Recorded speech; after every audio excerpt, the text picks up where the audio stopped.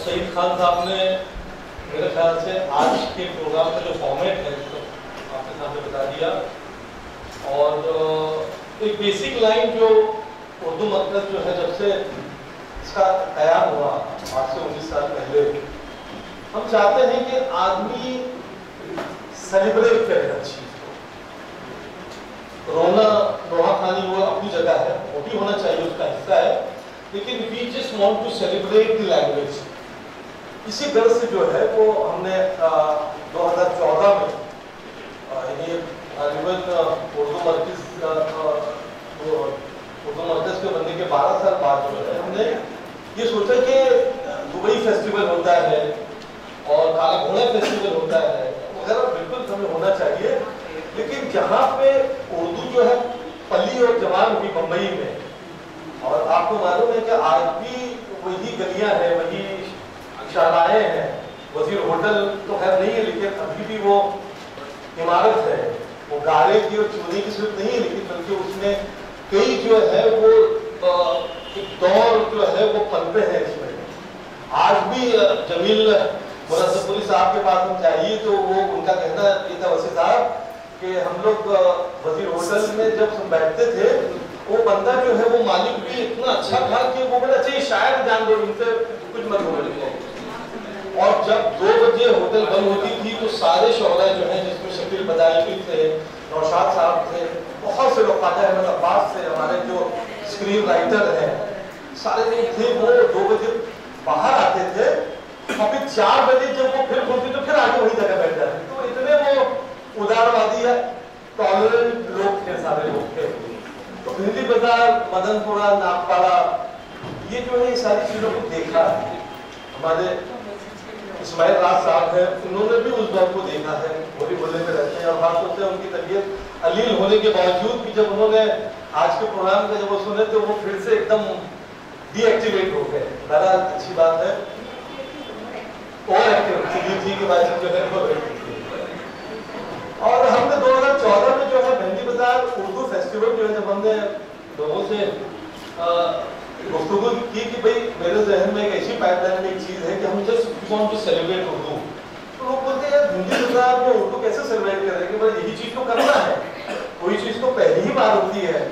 हमने कहा कि ये है वो है, एग्जीबिशन है, सूफी म्यूजिक है, बॉलीवुड में उर्दू सॉन्ग्स के ताल्लुक से जो है वो नगमों का ताल्लुका, तो हर चीज जो है वो मतलब तय मतलब स्टेप बाय स्टेप जो है सारी चीजें समझो होती गई। 2014 का फेस्टिवल हुआ, 2016 का हुआ, और कुछ 2 साल से जो है हम लोग इन एग्जाइल है।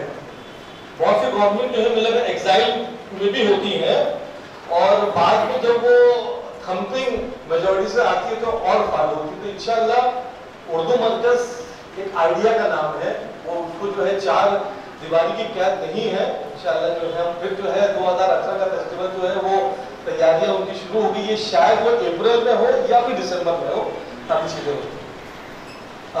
रहा सवाल समझिए कि आज की बात ये है कि आज समझो मुशायरा होगा, उसमें जो है हमारे जो है गेस्ट का मैं थोड़ा सा तारुफ कर दूं। मैं सबसे पहले जो है वो डॉक्टर अंजुम खलील अहमद साहिबा है। आप लोग खड़ी रहे तो लोग आप भी जो है समझो कि मदनपुरी की बेटी है, और हमने जब फख्र मदनपुरा अवार्ड दिया तो इनका फोन आया दूसरे दिन की मैं भी तो बेटी मुझे क्यों नहीं अवार्ड दे। आपने जो है वो एमएससी किया बॉटनी फिजिक्स में करके, फिर बाद में स्टैटिस्टिक्स से सॉरी, और फिर बाद में यहाँ तक इनका मतलब समझो कारवा नहीं रुका, उन्होंने इकोनॉमिक्स में पीएचडी भी किया है, और रिजवी कॉलेज में जो है आप फिलहाल वाइस प्रिंसिपल जी। तो आपका भी जो है समझो खैर मकदम है। और हमारी पद्म ख्वातीन की जो है वो कन्वीनर नाज़रीन कुरैशी साहिबा जो है वो डॉक्टर अंजुम साहिबा का जो है वो सबसे पहले मैं बहुत बहुत शुक्रिया कि इन्होंने मुझे बुलाया। वेबसाइट पर तो मैं बहुत पहले से जानती हूँ, लेकिन मैं इतनी एक्टिव नहीं थी। इन्होंने मुझे कहा कि तुम बहुत साइलेंट रहती हो, ठीक है आज मैंने मौका निकाल के इंदौर से मैं आई हूँ। जहाँ तक मेरे दौर का है, मैं पहले साइंटिफिक में रहती थी, फिर अभी फिलहाल मेरे भाई साहब अभी भी क्लेयर रोड पे रहते हैं। और मेरी तालीम मतलब BSc MSc सब यही हुआ। मैंने BSc KC कॉलेज से किया, MSc यूनिवर्सिटी मुंबई से किया और मैंने टॉप किया था MSc स्टैटिस्टिक्स में आप लोगों की दुआ से। उस जमाने में जब कोई ये सब सब्जेक्ट के बारे में लोग जानते नहीं थे।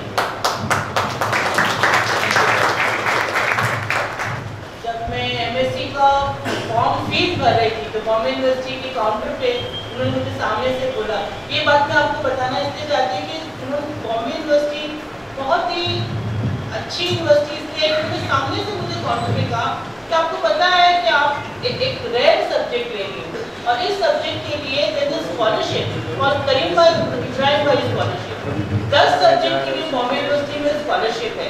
इसमें एक मैथमेटिक्स, फिजिक्स, स्टैटिस्टिक्स, यहाँ पे जो भी मुस्लिम कोई कंडीशन नहीं है उसमें, फैमिली कंडीशन, इकोनॉमिक कंडीशन कुछ नहीं है। You should be domicile of Mumbai, that's all. अपन अगर आप बॉम्बे की महाराष्ट्र की डोमिसाइल है तो बॉम्बे यूनिवर्सिटी आज के नहीं पता, उस जमाने में सामने से मुझे फॉर्म दिया, ये फॉर्म भरिए और 1992 में मुझे 6000 रुपीज स्कॉलरशिप मिला, जो बहुत बढ़िया है और उसके लिए कोई भी डिक्रिसाइड की जरूरत नहीं थी। अब वो स्कॉलरशिप मुझे मिली तो मुझे बहुत अच्छा लगा। अब मैं मेरे फादर और हम लोग सब साथ में रहते थे, फैमिली थी, जॉइंट फैमिली थी। मैंने बोला चलो स्कॉलरशिप का ऐड लेते हैं और मुझे जो हाईएस्ट अच्छे मार्क्स मिले MSc में उसकी मैंने शिफ्ट कर गई। Despite of staying in Bombay I shifted to hostel. उस जमाने में बहुत ऑब्जेक्शन आया तो मैं सैयद फैमिली थी, हमारे यहाँ थोड़ा तालीम में पहली लड़की हूँ तो मेरी फैमिली में एजुकेट, तो मेरे घर में हुआ क्या जरूरत है हॉस्टल में जाने का, एक तो तुम पहले भी बहुत सारी थी कि मेरे फादर की मैं इस बात की तारीफ करूंगी कि मेरे पेरेंट्स ने कहा कि क्या है प्रॉब्लम, क्या है वुमेन हॉस्टल है, अच्छा मार्क्स रहेगी, उसको टीचिंग प्रोफेशन में जाना है तो MSc में एटलीस्ट फर्स्ट क्लास आना चाहिए, वरना आपको पता है you can not get to the further exam, NET SET minimum 55% और MSc में मार्क्स लाना इतना आसान नहीं होता, स्पेशली स्टैटिस्टिक्स जैसे सब्जेक्ट में। तो अल्हम्दुलिल्लाह I got a seat Bombay university भी मेरे साथ थोड़ी मेहरबान थी, आई डोंट नो बहुत सारे मामले में मेहरबान है। उन्होंने मुझे एक सीट दिया हॉस्टल में। जनरली जो बॉम्बे यूनिवर्सिटी के रेजिडेंट को नहीं देते, but somehow I had a good track of first year, मेरा BSc का भी ट्रैक अच्छा था, तो they gave me a seat, ठीक है अगर तुम हॉस्टल में रहना है। और मेरे जो MSc में मार्क्स अच्छे आए उसमें बहुत वजह मेरा यूनिवर्सिटी में रहने की वजह थी, वरना अगर मैं घर पे रह करके मुझे नहीं लगता था इतना अच्छा मार्क्स है। वो डेडिकेशन से जो मैंने पार्ट 2 में पढ़ाई की, आई गॉट 73% मार्क्स। तभी इंटरनल एक्सटर्नल 2 था, लेकिन मैं एक्सटर्नल अपियर की, एक्सटर्नल में मुझे लगा I can get score marks. वहाँ पे 2 सिस्टम थी पहले, अभी तो इंटरनल ही है, पहले इंटरनल एक्सटर्नल 2 था। तो 100 मार्क्स एक बार आप एग्जाम दे या आप असाइनमेंट टेस्ट कर सकते, तो आई प्रिफर दैट। तो ये ब्रीफ हिस्ट्री है। फिर मैंने मास्टर्स इन पॉपुलेशन साइंस किया, डबल पोस्ट ग्रेजुएट, फिर I branched out to economics, I did PhD in economics and मेरा स्पेशलाइजेशन डेमोग्राफी था। मैंने फीमेल लिटरेसी पे काफ़ी स्टडी की है, इफेक्ट ऑफ फीमेल लिटरेसी और demography factors like female participation, economic studies मैंने मुझे काफ़ी डेमोग्राफी में इंटरेस्ट था, तो I ventured out and did PhD in economics after doing masters in population. तो लंबा दौर है, डिग्रियाँ अल्हम्दुलिल्लाह।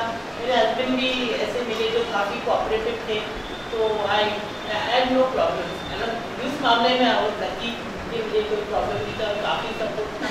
आई join Rizvi College as a career में, मैंने रिजवी कॉलेज 1994 में ज्वाइन किया, वहाँ भी अल्हम्दुलिल्लाह अच्छा था। I worked in all capacity as associate professor, as vice principal, अल्हम्दुलिल्लाह I worked for few months as principal also, so that way I had a very nice atmosphere of working। तो मैं इसके लिए सारे सबको इसके लिए शुक्रिया अदा करूँगी कि अल्हम्दुलिल्लाह मुझे हर चीज़ को मौका मिला। हाँ, मेरे हिसाब से हर लड़की को ये मौका मिलना चाहिए कि वो एक पार्टीशन, ये है ना, डिस्क्रिमिनेशन नहीं होना चाहिए कि हम लड़का को पढ़ाएं लड़की को। अगर आपकी लड़की पढ़ने में अच्छी है तो उसको पढ़ाइए ना। ऐसा नहीं है कि लड़की पढ़ने में अच्छी है तो भी हम उसको नहीं पढ़ाते, सिर्फ लड़के को ही पढ़ाते। ये नहीं, you see the child ability, आप बच्चे की एबिलिटी देखो। अगर वो लड़की या लड़का का डिफरेंट मत कीजिए। और हम अपने दायरे में रह करके, हम अपने हाथ में रह करके, हम हर चीज़ पे रह के, अपनी फैमिली रिस्पॉन्सिबिलिटी सब पूरा करके, और तो में ये ताकत है। I feel we can do it. मुझे तो ऐसा लगता है कि वी कैन रियली बहुत अच्छा पढ़ती हैं। देखिए, ये तो हमारे ट्रस्टी है, मुझे मैं यहाँ आए तो मुलाकात हो गई तो ये बात तो मैंने देखा है कि हम कर सकते हैं, वी कैन डू इट। बस ये लफ्ज़ों के साथ और बहुत बहुत शुक्रिया कर सकें।